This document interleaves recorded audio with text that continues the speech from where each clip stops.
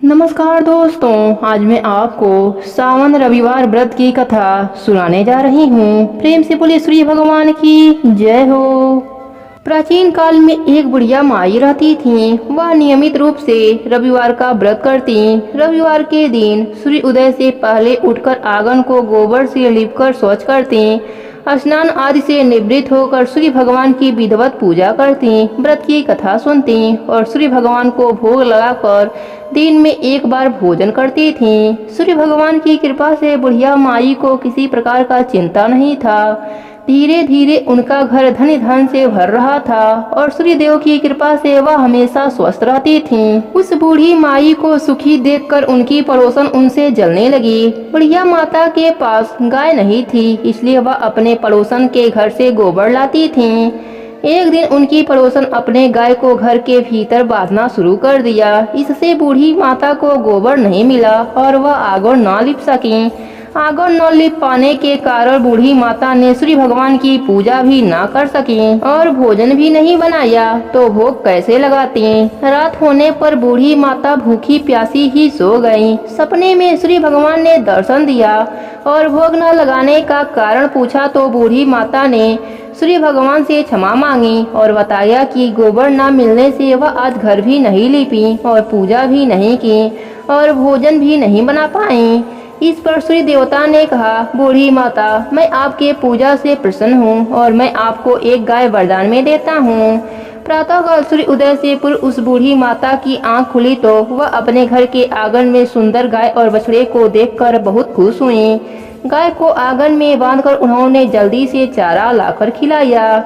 जब पड़ोसन ने गाय और बछड़े को देखा तो उसकी आंखें फटी की फटी रह गई और वह और जलने लगी। तभी गाय ने सोने का गोबर दिया। गोबर देखते ही पड़ोसन हैरान हो गई। उसने तुरंत अपने गाय के गोबर से बदलकर सोने वाला गोबर अपने घर ला दिया। अब यही कार्य रोज करने लगी। सूर्य उदय से पहले उठकर गोबर बदलकर सोने का गोबर अपने घर ला देती। सोने के गोबर से पड़ोसन धनी होने लगी। बूढ़ी माता को सोने के गोबर के बारे में अभी पता नहीं था। बूढ़ी माता हमेशा की तरह रविवार का व्रत करती, पूजा करती, कथा सुनती। एक दिन सूर्य देव ने तेज आंधी चला दिए, जिससे बूढ़ी माता ने अपने गाय को घर के भीतर बांध दिया। बूढ़ी माता ने सुबह जब गाय के सोने का गोबर देखा तो उनको बहुत आश्चर्य हुआ और वह सब जान गई। उस दिन के बाद से बूढ़ी माता हर रोज अपने गाय को घर के भीतर बांधना शुरू कर दिया। सोने के गोबर से बूढ़ी माता कुछ ही दिनों में बहुत ही धनी हो गए। पड़ोसन को सोने का गोबर ना मिल पाता था, इसलिए वह बुरी तरह से जल भून कर राख हो गई और अपने पति को समझा बुझाकर उसे नगर के राजा के पास भेज दिया। राजा को जब ज्ञात हुआ कि गाय सोने का गोबर देती है तो वह अपने सिपाहियों को आदेश दिया कि बूढ़ी माता के घर से गाय और बछड़ा तुरंत लाया जाए। गाय और बछड़ा राजमहल में आ गए। राजा ने सुंदर गाय को देखकर बहुत खुश हुआ। सुबह जब राजा ने सोने का गोबर देखा तो उसके आश्चर्य का ठिकाना न रहा। उधर बूढ़ी माता भूखी प्यासी सूर्यदेव से प्रार्थना कर रही थी।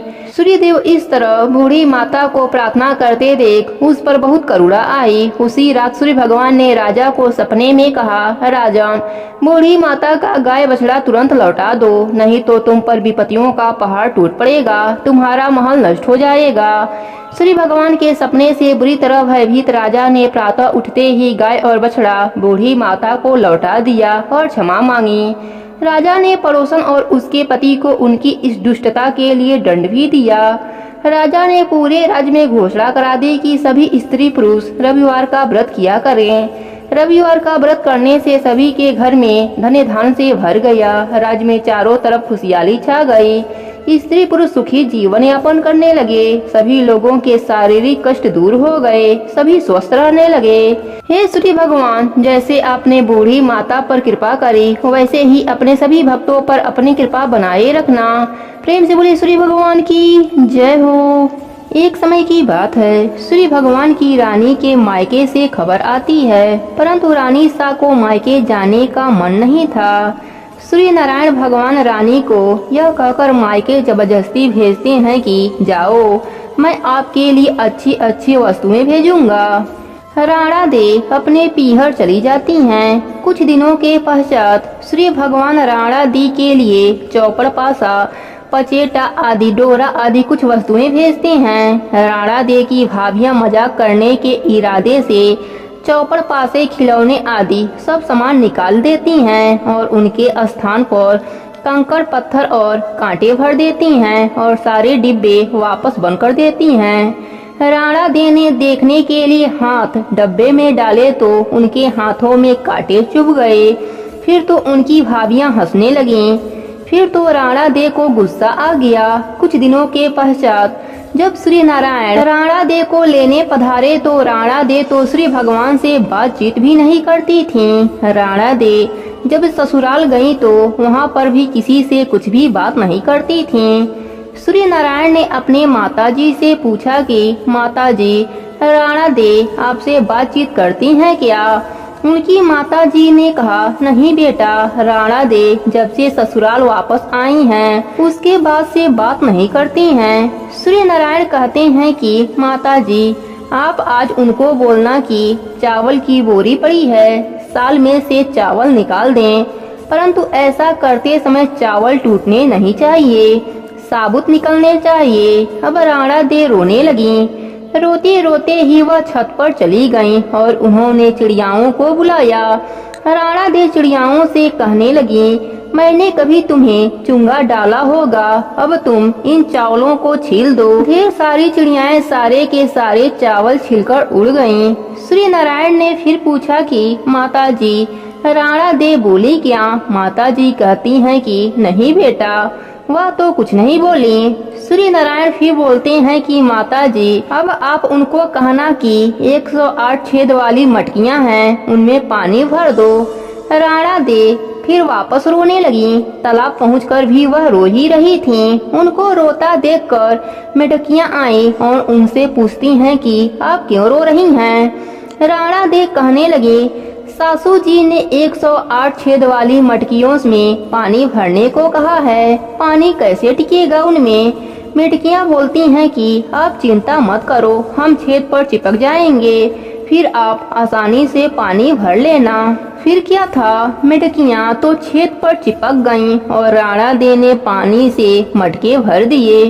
उस दिन भी सायंकाल में सूर्य नारायण माता जी से पूछते हैं कि राणा दे बोले क्या? उनकी माताजी कहती हैं कि नहीं बोली। सूर्य नारायण कहते हैं कि कल आप उनसे बोलना कि बाग में उनके मौसी जी आई हुई हैं, आप उनसे मिलने जाएं और उनको यह भी बोलना कि जिस तरह चरमू बिखरे हुए हैं उधर जाएं।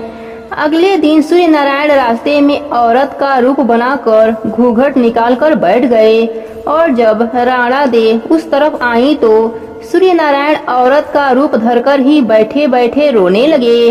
राणा दे ने कहा, क्यों रो रही हो, कोई मुसीबत आ गई है क्या? आगे राणा दे बोले कि मेरे जितनी मुसीबत हो तो क्या करोगे?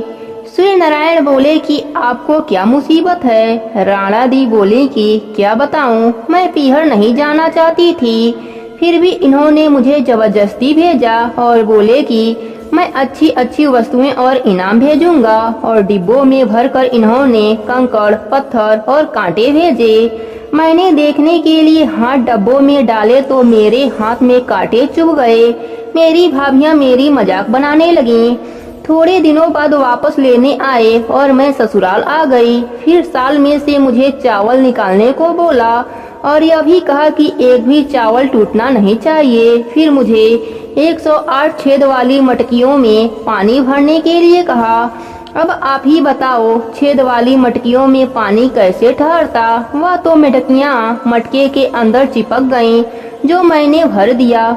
यह कहते ही राणा दे जोर जोर से रोने लगीं। फिर तो सूर्य भगवान ने राणा दे का हाथ पकड़ लिया और अपने असली स्वरूप में आ गए। सूर्य भगवान बोले, चुप हो जाओ राणा दे, मैंने तो डिब्बों में चौपड़ पासा आती ढेरों मिठाइयाँ और अच्छी अच्छी वस्तुएं भेजी थीं।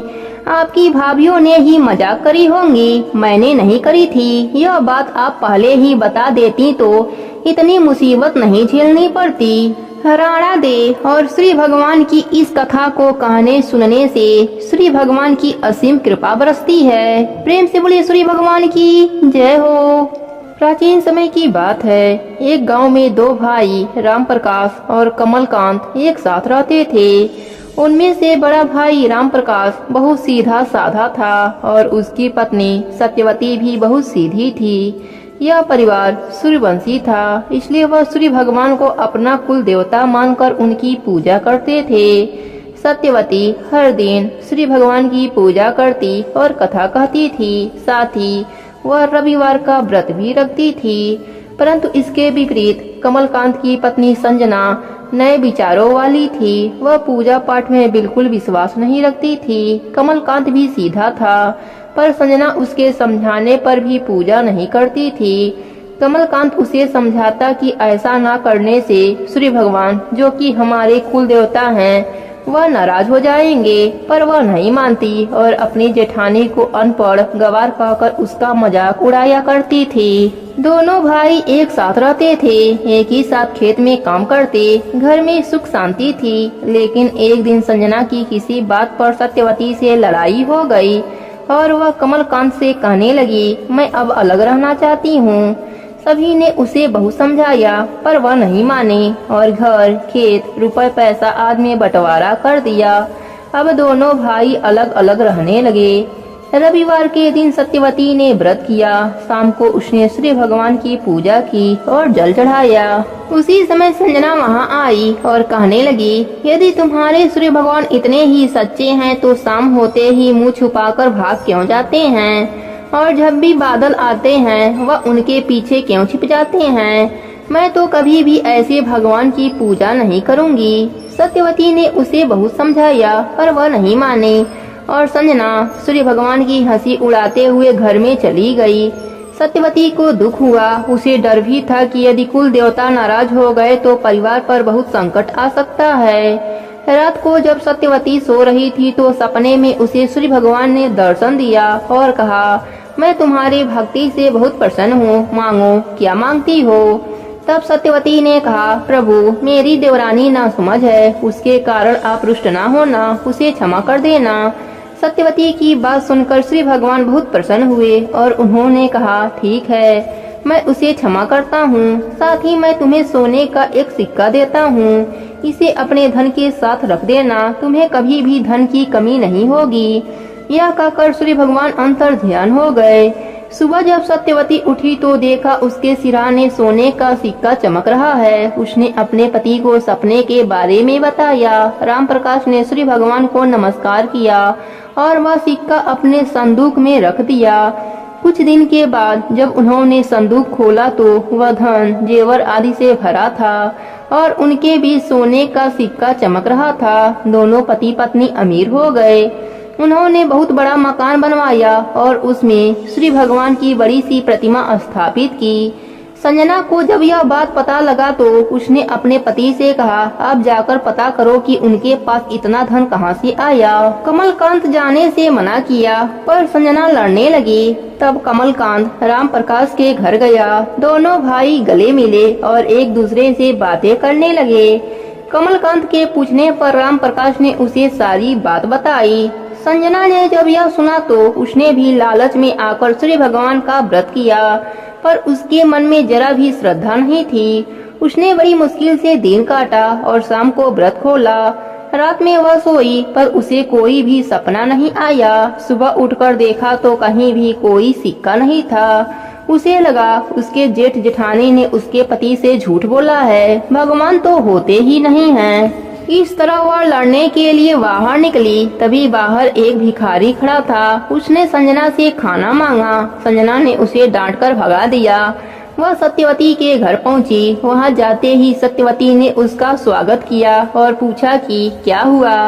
तब संजना ने उसे सारी बात बताई। तब सत्यवती ने हंसकर कहा, भगवान किसी भी रूप में आ सकते हैं। आज जिस भिखारी को तुमने भगा दिया वह सूर्य भगवान ही थे। तुम्हारे यहाँ आने से पहले वह मेरे घर भोजन करके असली रूप में प्रकट होकर आशीर्वाद देकर चले गए। तब संजना को अपने भूल का एहसास हुआ और उसने वहीं सूर्य भगवान की प्रतिमा के पैर पकड़ लिया और सच्चे मन से माफी मांगने लगी। सत्यवती और संजना दोनों ने सूर्य भगवान की पूजा की। पूजा के बाद सत्यवती ने वही सोने का सिक्का संजना को देने लगी, पर उसने मना कर दिया। उसके मन से लालच मिट चुका था। उसके बाद जब वह अपने घर वापस आई तो देखा उसका घर अन्य धन से भर चुका था। हे सूर्य भगवान, जैसे आपने देवरानी और जेठानी पर कृपा करी, वैसे ही अपने सभी भक्तों पर अपनी कृपा बनाए रखना। कहानी अधूरी हो तो पूरी करना, पूरी हो तो मान रखना। प्रेम से बोली सूर्य भगवान की जय हो। एक ब्राह्मण था, वह सूर्य भगवान का परम भक्त था। नहाता धोता और कहानी सुनता था, परंतु कमाता नहीं था। ब्राह्मण घर में रहता तो ब्राह्मणी कमाने को कहती और बाहर के लोग भी उसे अपमानित करते। एक दिन ब्राह्मण जंगल में चला गया। वहाँ वह सूखे पीपल के नीचे बैठकर पूजा पाठ करने लगा और सूर्य भगवान की कथा कहानी कहने लगा। वहीं पर एक तालाब था, वहाँ पर थोड़ा ही पानी था। उसी तालाब में से सूर्य भगवान को जल देने लगा। पूजा का जल थोड़ा पीपल में जाता और थोड़ा तालाब में जाता। इस तरह पीपल को पानी मिलने लगा। वह हरा भरा हो गया और तालाब भी पानी से भर गया। धीरे धीरे वहाँ खूब पक्षी आने लगे। एक दिन वह ब्राह्मण पीपल के पेड़ के नीचे बैठकर पूजा कर रहा था। तभी आकाशवाणी हुई, ब्राह्मण तुम क्या मांगता है? ब्राह्मण यह सुनकर घबरा गया। उसने सोचा भूत बोल रहा है। 3-4 दिन लगातार वह आवाजें सुनता रहा। वह घर आकर ब्राह्मणी से सारी बात बताई। ब्राह्मणी बड़ा ही चतुर थी। वह बोली, शायद सूर्य भगवान है, आप उनसे धन मांग लीजिए, हमारी गरीबी दूर हो जाएगी। ब्राह्मण ने कहा, कैसे मांगू? मुझे तो कुछ मांगने नहीं आता। कोई ऐसी तरकीब बताओ, थोड़े शब्दों में काम चल जाए। ब्राह्मणी ने कहा, जैसा मैं कहती हूँ वैसा ही कहना। सोने के पलंगे में पोते को 10 दासियों को खिलाते हुए देखूं, इस प्रकार लंबी उम्र भी मिलेगी, धन दौलत भी मिल जाएगा। दूसरे दिन ब्राह्मण पूजा का सामान लेकर उसी पेड़ के नीचे बैठकर पूजा करने लगा। तभी सूर्य भगवान ने कहा, ब्राह्मण मांग, तुझे क्या चाहिए? जैसा ब्राह्मणी ने कहा था वैसे ही ब्राह्मण बोला। सूर्य भगवान ने तथास्तु बोला। ब्राह्मण जब घर आया तो उसका झोपड़ा महल में बदल गया। तभी उसने एक दासी से बोला, मेरा यहाँ एक झोपड़ा था और एक बुढ़िया थी, वह कहाँ गए? तभी ब्राह्मणी बाहर निकल कर आई और बोली, यह हमारा ही घर है, आप अंदर चलिए। तब ब्राह्मण ने कहा, हम इतने धन का क्या करेंगे? तब ब्राह्मणी ने कहा, यज्ञ करेंगे, दान करेंगे, गरीबों की सेवा करेंगे। तब ब्राह्मण मान गया और उसने यह सब काम करने लगा। सारे लोग उसकी जय जयकार करने लगे। उसी राज्य के राजा के पास यह बात गई तो उसने उस ब्राह्मण के घर आया और बोला, तुम अचानक से इतने धनी कैसे हो गए? तब ब्राह्मण सूर्य भगवान की महिमा बताई। अब राजा सहित पूरा राज्य ही सूर्य भगवान का व्रत, उपासना और कथा कहानी कहने लगा। हे सूर्य भगवान, जैसे आप ब्राह्मण पर प्रसन्न हुए वैसे ही अपने सभी भक्तों पर प्रसन्न होना। प्रेम से बोलिए सूर्य भगवान की जय हो।